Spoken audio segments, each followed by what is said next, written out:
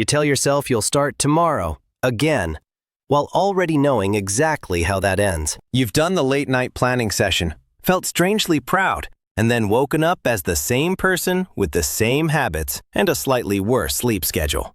Discipline feels like something other people have.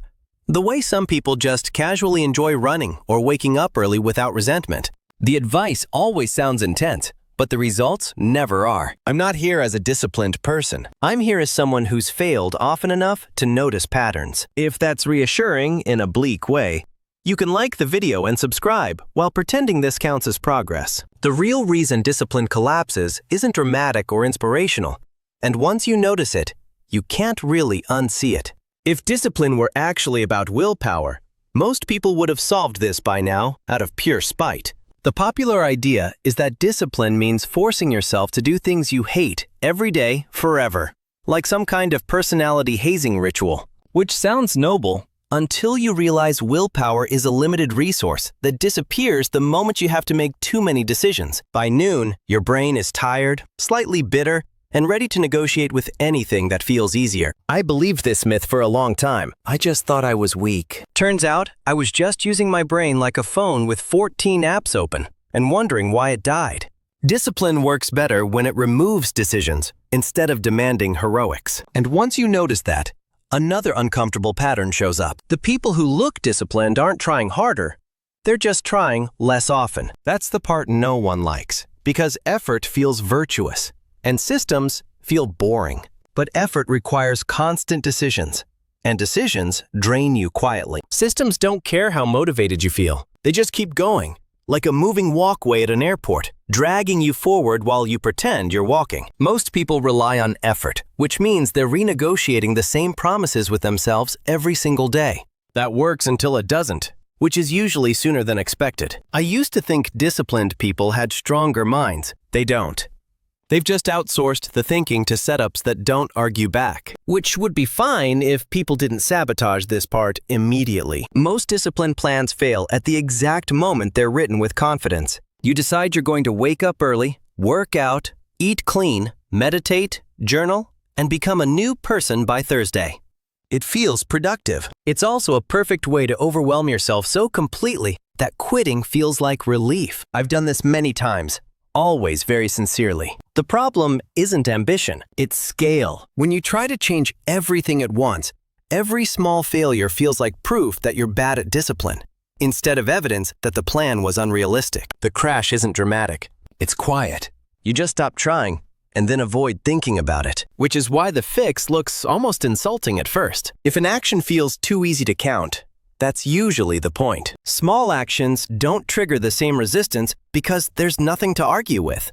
1 page, 5 push-ups, 1 sentence. It's hard to feel rebellious about that. And once you do it, something strange happens. You didn't fail today. That matters more than it sounds. Over time, these tiny completions stack into a quiet identity shift. You become someone who shows up, even when it barely feels like showing up. I used to think this was pointless. Then I noticed how often I skipped the big version entirely. Small wins don't impress anyone, including you. They just work. Most habits don't fail because they're hard. They fail because starting feels annoying. Not painful, not impossible, just mentally loud. The 2-minute rule quietly fixes that by lowering the entry cost until your brain stops protesting. You're not committing to the whole workout or the whole project or a new identity arc. You're committing to starting, which sounds obvious, but starting is where most plans die. Once you're in motion, continuing feels easier than stopping, mostly because humans hate unfinished things. Even 2 minutes counts, especially on bad days. I used to think this was cheating. It turns out it's just acknowledging how fragile motivation actually is. And once you stop relying on motivation, another issue becomes very hard to ignore. If your environment disagrees with your goals will lose quietly every time. You can want to eat healthy all you want, but if your kitchen looks like a convenience store at 2 a.m., discipline becomes a full-time job. The same goes for your phone, your desk, your room,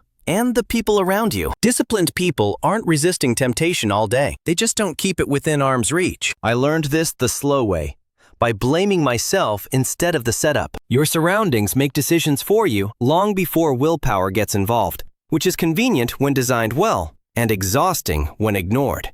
And that only really works if you prepare for the version of yourself that doesn't feel inspired. Most plans are designed by the version of you that feels optimistic and well-rested. That version barely exists. The one that actually needs help is tired, distracted, and a little resentful. Designing systems when you're motivated is useful, because motivation is exactly what won't be there later. Removing friction for good habits and adding friction to bad ones isn't dramatic. It's practical. You can't rely on emotional discipline in moments when emotions are the problem. I didn't want this to be true. I wanted to believe future me would just try harder. Future me did not appreciate that assumption, which leads to the part people avoid because it feels personal. Discipline sticks better when it stops being about outcomes and starts being about who you are. Not in an inspirational way, in a boring, repetitive, evidence-based way. Every small action is a quiet vote for an identity, whether you notice it or not. You don't become disciplined after a breakthrough moment. You become disciplined after enough small behaviors make it awkward to see yourself any other way. I used to chase results because they're exciting. Identity changes are slow and unflattering. They just work. And once behavior and identity start reinforcing each other, discipline stops feeling forced and starts feeling normal, which is honestly the most suspicious part of all. If perfection were required for discipline, no one would have it past their first bad week. You're going to miss days. That's not a character flaw. It's just being a person who exists outside of a productivity montage. The real damage happens when one missed action quietly turns into a story about who you are. Miss once, it's life. Miss twice, and now you're building a new habit you didn't mean to. The difference between disciplined and undisciplined people isn't failure. It's how quickly they stop turning failure into a personality trait. I used to treat one mistake like a verdict. It was dramatic. It was unnecessary. And once you stop overreacting to mistakes, you can actually look at them. Most people don't analyze failure. They emotionally archive it. Something goes wrong. You feel bad, and then you avoid thinking about it because it's uncomfortable and mildly embarrassing.